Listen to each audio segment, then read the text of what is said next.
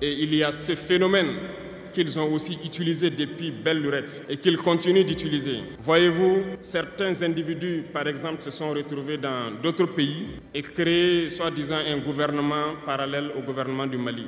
Vous avez entendu cette histoire. Ce n'est qu'une technique qui a existé dans le temps. Je vais vous prendre l'exemple de Ahmed Chalabi, l'Irak. Ce professeur de mathématiques qui a même été dans le gouvernement irakien a été récupéré par les impérialistes et il a formé ce semblant de gouvernement parallèle à l'Irak aux États-Unis. Et on l'a utilisé pour être donc le mouton de sacrifice.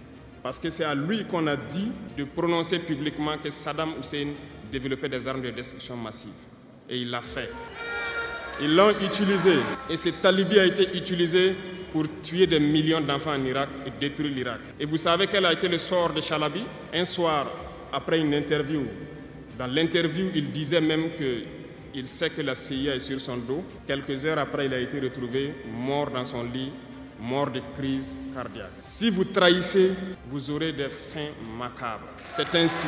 L'impérialisme n'a pas d'amis. L'impérialisme vous utilise et quand il finit de vous utiliser, il fait de vous ce qu'il veut. Suivez mon regard, vous comprenez de quoi je parle. Ça a toujours été comme ça. Le troisième vice que je vous invite à vous départir, c'est l'incompétence. Je reviens encore au mot du slameur qui a marché sur ma langue. L'incompétence, vous comprendrez de quoi il s'agit. L'incompétence est un phénomène très dangereux qu'ils ont utilisé pour détruire la société africaine. Dans nos administrations, il y a beaucoup d'incompétence, reconnaissons-le. Les incompétents ont beaucoup de place à côté de l'impérialisme. Parce que les incompétents peuvent plomber le développement d'un pays. Les incompétents peuvent vous amener à douter de vous. Les incompétents aiment la facilité. Les incompétents aiment tout pour eux seuls.